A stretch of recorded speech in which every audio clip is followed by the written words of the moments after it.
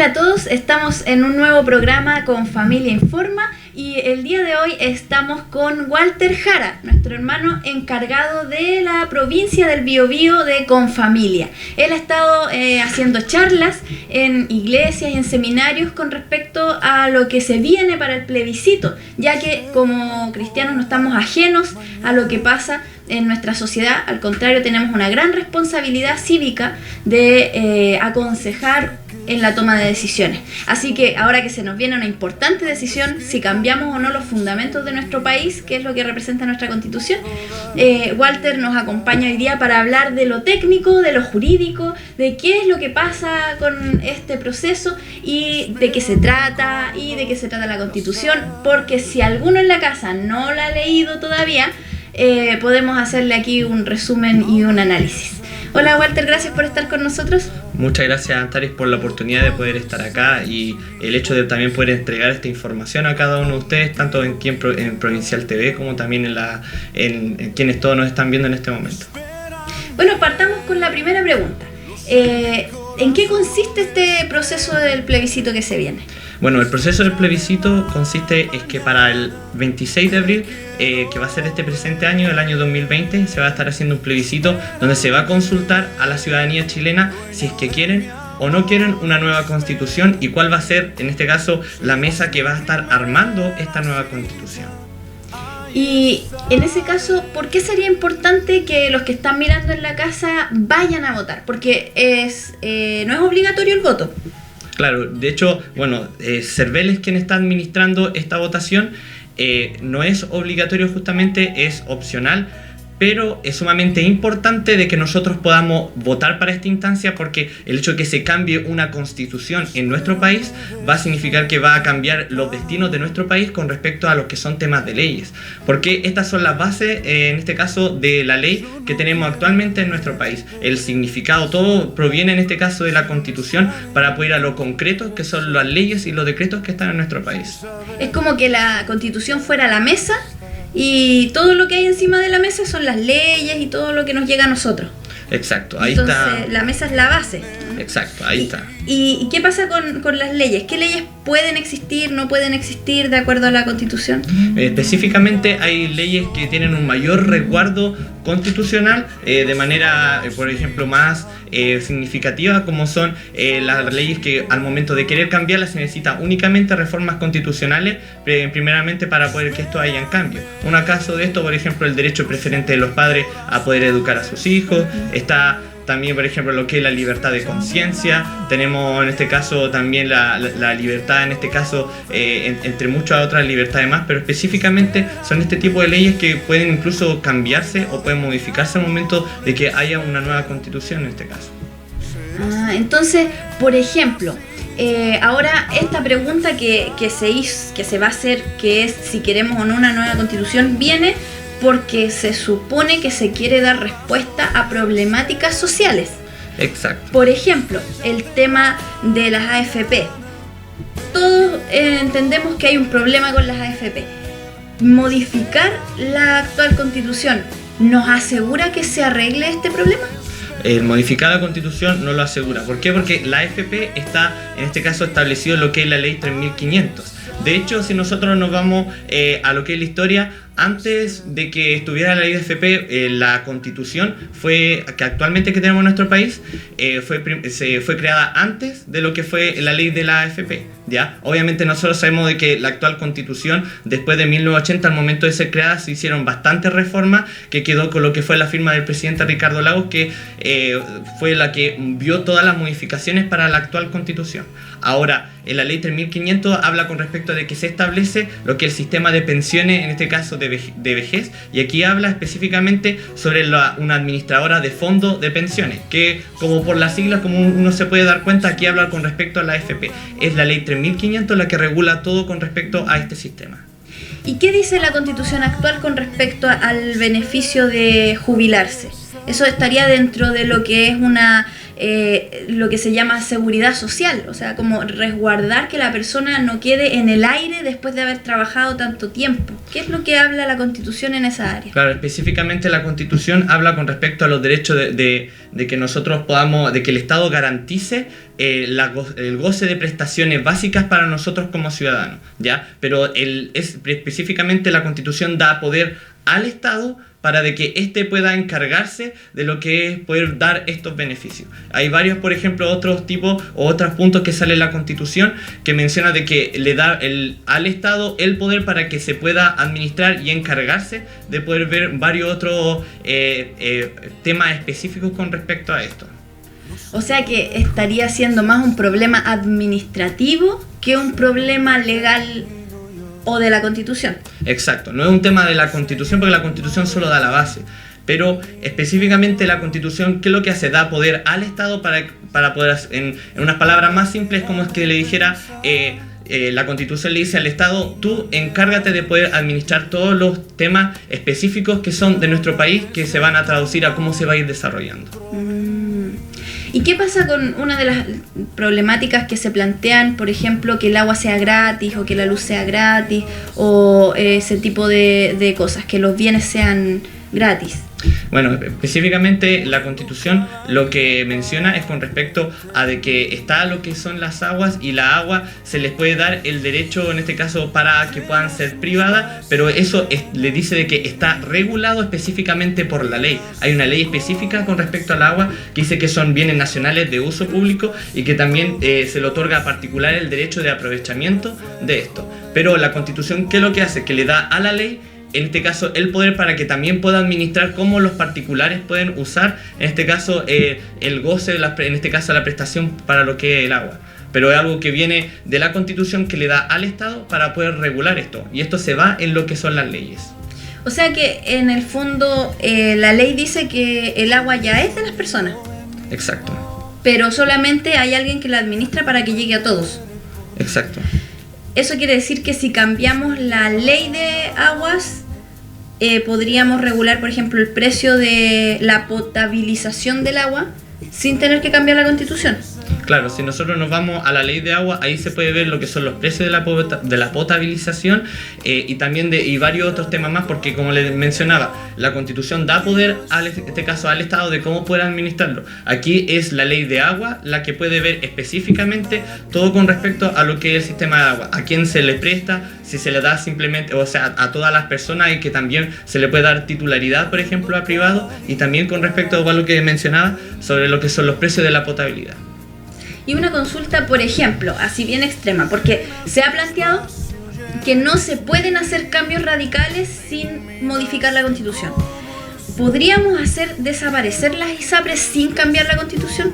Se pueden hacerse cambios con respecto a lo que son las ISAPRES, porque en el caso de las ISAPRES, estas están reguladas por la ley 18.933, ¿ya? ¿A qué me refiero esto? De que aquí habla con respecto de que, en este caso, el gobierno, por parte de lo que es la parte del Ministerio de Salud, aquí se pueden dictar normas generales sobre materias técnicas, administrativas y también financieras, y esto a lo que deben enseñarse todos los organismos y entidades, en este caso que corresponde a lo que es la parte de salud, y esto involucra lo que es la ISAPRE y lo que es también FONASA. Entonces va por un tema, como le decía, administrativo, que involucra a cómo se puede regular la ISAPRE, lo que es, por ejemplo, el sistema de FONASA, y en este caso, como mencionas tú, todo cambio que vaya con respecto a lo que es la ISAPRE va a ir con respecto a lo que es la ley 18.933.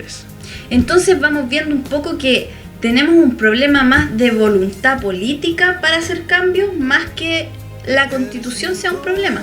Exacto, porque aquí se da un tema de que muchas veces nosotros como ciudadanos, en vez de nosotros querer dar solución, manifestando nuestra opinión, hablando con las autoridades de lo que verdaderamente quieren las personas frente a temas que no se han solucionado en nuestro país, muchas veces esperamos a procesos que muchas veces se da, como lo que es en este caso el proceso constituyente. La mayoría de las personas, ¿qué es lo que cree con respecto a esto? Dicen de que con un cambio de constitución se van a solucionar todos los temas que son específicos de lo que son las leyes. Pero ¿quiénes ven las leyes en específico? Ya sea el presidente junto con sus ministros cuando se dan proyectos de ley, como también los mismos diputados y senadores en el Congreso cuando hacen estas votaciones para ver cada uno proyectos de ley. Y todas esas modificaciones, qué proyectos de ley van a hacer, cuáles son en este caso las modificaciones que hacen a las distintas comisiones, todo esto va con respecto a la voluntad de diputados, senadores y también de lo que es por parte del Ejecutivo también, pero es algo netamente administrativo como tal. Yo creo que cambiar la Constitución no va a cambiar la voluntad política.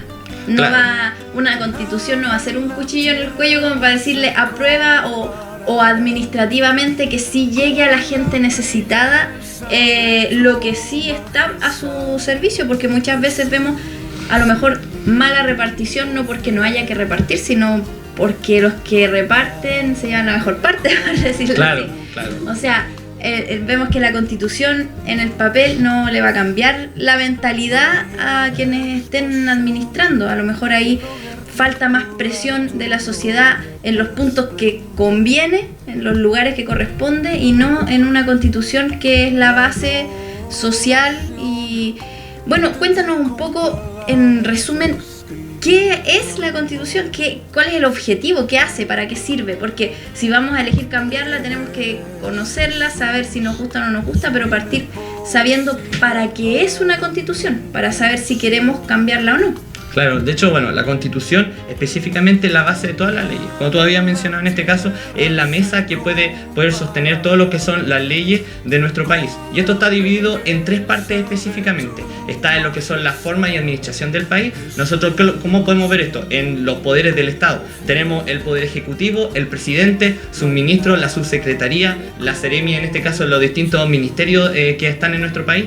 Tenemos el poder legislativo, el Congreso Nacional junto con sus diputados y senadores, y tenemos el poder judicial, en donde están las distintas fiscalías, donde tenemos a los jueces, abogados, quienes van viendo la ejecución de la ley en nuestro país. Eso es con respecto a lo que es la forma de administración del país. También están las libertades fundamentales. Aquí empezamos a ver todo con respecto a lo que es la libertad de expresión, libertad de conciencia, y también después nos vamos a lo que son los valores que rigen nuestra sociedad. Y aquí habla como varios puntos específicos, como de que la familia sea el núcleo fundamental de la sociedad. También varios otros puntos de que también la libertad de, en este caso, de poder expresarse, que va también dentro de las libertades fundamentales, pero se considera también como dentro de lo que es un valor también. Entonces, específicamente de esta forma está dividido lo que es la Constitución: forma de administración del país, libertades fundamentales y los valores que rigen la sociedad. Y dentro de los valores también que rigen una sociedad está, por ejemplo, el derecho de la vida del que está por nacer, ¿ya? Por uno de los puntos también está el derecho a que una persona pueda tener integridad física y psíquica también de manera plena como ciudadano en nuestro país. Es interesante lo que tú nos cuentas, porque cambia un poco la perspectiva de lo que se ofrece originalmente o masivamente, diciéndole a la gente, ¿sabes qué? Todos tus problemas se van a solucionar con una nueva Constitución, porque estamos viendo que se podría hacer de una manera más corta, más rápida y mucho más específica, sin tener que tocar todo lo que tú mencionas. Porque, por ejemplo, no nos gusta cómo están administrando las viviendas. Modifiquemos cómo funciona el ministerio correspondiente o el servicio correspondiente, y modifiquemos cómo el presidente se relaciona con el ministro correspondiente. Podemos cambiar ese pedacito sin tener que tocar los derechos fundamentales, sin tener que tocar las cosas buenas que tiene, como por ejemplo partir de que el núcleo fundamental de la sociedad es la familia y el Estado tiene que protegerla, o temas como el derecho a nacer, el resguardo de la vida, el resguardo de la igualdad entre todas las personas, y que los derechos fundamentales, para los que no saben en la casa, porque no tienen por qué saber, son los derechos humanos. Ahí están resguardados en la Constitución, en el artículo 19, todos los derechos humanos. Entonces, ¿cómo hacemos una modificación quirúrgica a lo mejor para cambiar la parte administrativa que tú mencionabas que tiene la Constitución, sin tener que poner en peligro todo lo otro que está escrito, que se ha ido modificando para irse arreglando a través del tiempo. ¿Cómo podríamos hacer si es que la administración está mala y hay que cambiarla un poco sin tocar libertades? Claro, ahí la única forma es que nosotros, en este caso como ciudadanos, hagamos manifiesto. Bueno, de hecho, una de las formas que uno muchas veces ignora si nos vamos a temas de leyes es, por ejemplo, de que todo lo que es la parte legislativa o la parte de administración de un país, hay instancias para poder nosotros manifestar cuál es nuestra opinión frente a los temas que no se han solucionado. De hecho, un caso como ejemplo, tenemos el caso de los mismos diputados, senadores, cuando ellos tienen que legislar para poder hacer ver con respecto a temas de leyes, están las instancias en sus distintas oficinas parlamentarias para que las personas puedan hablar con los mismos asesores, quienes están encargados ya de la oficina, para poder hacer ver en qué área es importante poder trabajar, qué proyectos de ley se tienen que ver, cuál es la urgencia que se da, que incluso en los mismos casos parlamentarios, ya sean diputados, senadores, lo pueden ver cuando muchas veces están en terreno en este caso. Y con respecto a temas de administración del país, un tema de poder hablar con las autoridades con respecto a esto. De hecho, hay varios temas, por ejemplo, uno de los temas que yo veía, que es con respecto a... En este caso, por ejemplo, está lo que es el delito de colusión que está dentro del Código Penal. Habla con respecto de que hay un presidio, por ejemplo, de 3 años y un día a 10 años de presidio.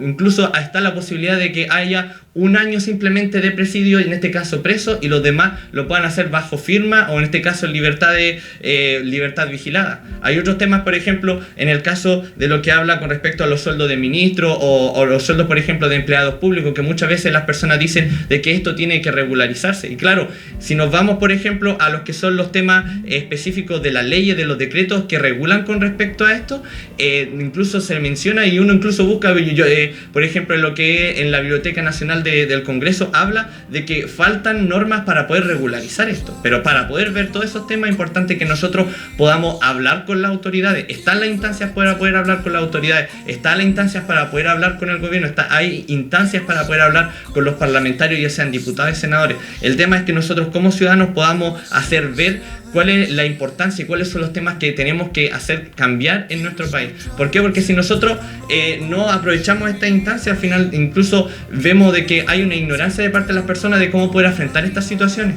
incluso en el sentido de que uno no conoce cómo poder hacerlo, pero gracias a esta instancia justamente de entrevistas, justamente la instancia de poder informar, podemos aprovechar de hacer ver de que están las instancias, que podemos nosotros hablar para que estos temas puedan ir cambiándose. Pero para eso es importante nosotros poder hablar con las autoridades. Nosotros tenemos una voz que es importante poder hacerla ver hablando con cada uno de ellos, porque si ellos no ven de manera directa lo que está ocurriendo en nuestro país, obviamente no van a ver en este caso mayores cambios, porque van a ver simplemente desde lejos lo que está ocurriendo en nuestro país. Importante que ellos puedan verlo desde cerca. ¿Y quiénes son las mejores personas que pueden hacer ver con respecto a estos temas para que ellos puedan decidir qué decisiones tomar en nuestro país? Somos nosotros al momento de poder hablar con ellos.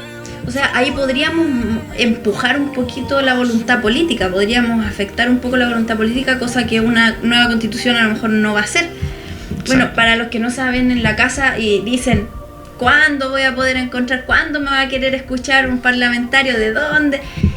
Hace poco se aprobó la ley de lobby. Y la ley de lobby obliga a los parlamentarios, a los que se les haya solicitado una reunión a través de esa ley, los obliga a responder en un periodo corto de días cuándo agendar o qué pasa. Ahora, hay quienes rechazan la reunión y usted ya sabe quiénes son los que, si la rechazan porque no les interesa el tema. Por ejemplo, nosotros como Confamilia usamos la ley de lobby y pedimos reunión con todos los parlamentarios de la zona para hablar temas contingentes a la familia. Y entre esos temas está, por ejemplo, temas más sociales y otros son temas más ideológicos, más valóricos o bíblicos y antibíblicos. Entonces, cuando son temas, por ejemplo, adopción homoparental, o proyectos que tienen que ver con libertad de expresión, hay ciertos parlamentarios que no los reciben. Entonces, ¿qué pasa? Nosotros vemos cómo votan, cómo opinan y obviamente no tienen nada que ver con lo que nosotros queremos plantearles. ¿Por qué? Porque ellos sí quieren restringir la libertad de expresión, sí quieren adopción homoparental, sí quieren lo que nosotros les queremos plantear. Entonces, ¿qué pasa cuando alguien no me recibe porque sabe que le voy a decir algo que no quiere hacer? Bueno, las votaciones son cada 4 años para diputados, cada 8 años para senadores, y ahí es donde la gente dice, yo no voto por estos corruptos, yo no voto por ellos porque lo hacen mal. Ahí es donde hay que votar y poner gente correcta. Y para elegir la gente correcta hay que investigar a los candidatos, tratar de acercarse y preguntarles, pedirles más información de sus propuestas, pero hay que informarse, hay que ser activo en la sociedad. O por qué no decirlo, a lo mejor algunos de los que están viendo sienten el llamado de ir a algunos cargos públicos, pero que tengan misericordia, justicia en su corazón, que puedan hacer las cosas por el bien de otro y no el bien personal. Eso sí se puede lograr, a lo mejor te dice a largo plazo, pero más a largo plazo son los cambios que ofrece una nueva constitución. Eso sí que son a largo plazo y con un gasto tremendo. Claro, de hecho si nosotros nos vamos a la parte técnica de lo que va a ser el proceso de la nueva constitución, este acuerdo por la paz social, por así decirlo, que se estuvo haciendo del año pasado, en el 15 de noviembre, cuando se acordó con respecto a esto, se dio el tiempo en el que se iba a tardar lo que es el proceso de la nueva constitución. De hecho, porque ¿cómo comienza? Se va a hacer un plebiscito en donde después que se vea este plebiscito y decir que la ciudadanía pide apruebo por la nueva constitución, también está la pregunta de cuál va a ser la mesa técnica que lo va a estar armando, ya sea la convención, la mixta constituyente o la constituyente. Cualquiera de las dos que aparezca, que en este caso esté haciendo esta constitución, va a tener un tiempo de 9 meses para poder redactarla. Incluso por tiempo de prórroga, en caso de que le falte más tiempo, van a tener hasta 3 meses más, y eso sería un tiempo de 1 año aproximadamente. Y eso va a ser una vez elegida la mesa técnica. ¿Por qué? Porque cuando sea, en este caso, la mesa técnica, quienes van a ser elegidos para esta instancia van a ser en tiempo en este caso de elecciones. Y ya esperando al tiempo de elecciones, ahí recién se va a poder poner en marcha los meses en donde van a estar armando la constitución. Entonces, esto ya va a tener como más de 1 año con respecto a lo que es el proceso de poder armar esta constitución. Entonces, va a tardar su tiempo y la idea es que si se quieren hacer cambios significativos en nuestro país, cambios concretos, cambios que verdaderamente podamos ver en mediano plazo, esto se pueda ver en un tiempo que sea obviamente dentro de lo que es próximo o posible, que no tengamos que esperar tanto tiempo para poder ahí recién ver cambios. Esa no es la idea. Yo creo que si una persona quiere hacer manifestar su descontento por temas que no se han solucionado en el país, la idea es poder hacer cosas que puedan ser concretas y soluciones que sean rápidas también. Ahora el tema es que lo que tú mencionas es que este año van a haber elecciones, el próximo año van a trabajar si ganara el apruebo, trabajarían en la nueva constitución. Al siguiente año, o sea 2020, 21, 22, recién se estaría preguntando si nos gusta o no nos gusta esta nueva constitución y se estaría poniendo en marcha. Y ahí recién tendrían que redactar proyectos concordantes con esta nueva constitución, porque no pueden chocar con la nueva constitución, para proponer alguna solución a las FP, alguna solución a las pensiones. O sea, ahí ese año para redactar, a fin del 2023-24 estarían ingresando los proyectos, porque esto es proyecto igual, o sea, es ley, no es constitución. Exacto. Entonces 2024 recién empezaría todo el proceso de que los diputados aprueben, los senadores aprueben, y o sea, van a ser ¿cuántos años más? Nuestros abuelitos ya no van a necesitar las pensiones, pues ya no van a Claro. No, va a tardar de hecho bastante tiempo, porque nosotros vemos cuando se sale un proyecto de ley que se vota, por ejemplo, en el Congreso, ya sea por parte de diputados, senadores, estos pueden llevar a tener un tiempo corto dependiendo de la voluntad política, o un tiempo bastante largo dependiendo de cuántos sean los atrasos, cuántas comisiones quieran pasarlo, porque hay veces donde pasa de la Cámara de Diputados a la Cámara del Senado, después de la Cámara del Senado vuelve a la Cámara de Diputados, dependiendo de cuál sea el trámite que vayan siguiendo, pero esto tarda su tiempo. Entonces, si sumamos los años, en este caso, que van a tardar en el proceso de lo que es la nueva constitución, sumado también juntamente con los años que demora los procesos para lo que son los proyectos de ley, va a ser una cantidad bastante grande de años, en resumen. Ahora, el que dice que, ¿sabes qué? Los medicamentos no hay caso, las farmacias son caras, están todas con los mismos precios, podríamos tenerlos más baratos y no pasa. ¿Qué se hace ahí? ¿Le ponemos una reforma a la Constitución? ¿Se ve en una ley simple? ¿Cómo jurídicamente quién tiene la culpa de que los medicamentos sean caros? Mire, en este caso se te da lo que es el Código Sanitario. El Código Sanitario define lo que es el medicamento, también en este caso especifica de que prohíbe lo que es su fabricación, en este caso, o su importación de manera ilegal, ¿ya? Y cuando nos vamos también al decreto 466, aquí habla con respecto a la regularización de los reglamentos que tienen las farmacias, la droguería, los almacenes de medicamentos, pero son este decreto que es el 466 y el Código Sanitario lo que regula todo con respecto a lo que es tema de medicamentos. Esto no es algo que viene de la Constitución, sino que esto es algo netamente administrativo, como se había mencionado anteriormente, pero son ellos los que ven ese tema. Un decreto ni siquiera pasa por el Congreso. Claro, esto muchas veces son... Eso sí que es súper rápido. Claro. O sea, cambiar ese decreto por otro más que normalice el asunto sería rápido también, si hubiera voluntad política. Exacto. En el gobierno. Entonces ahí, en el fondo, hay una responsabilidad compartida entre los que no han querido hacerlo y entre los que no votan y no eligen gente que quiera hacerlo. En el fondo, claro. Porque hemos tenido de los dos lados gobiernos y ninguno ha cambiado ese decreto. Entonces... Claro. Ahí hay que pensarlo. Bueno, se nos va acabando el tiempo.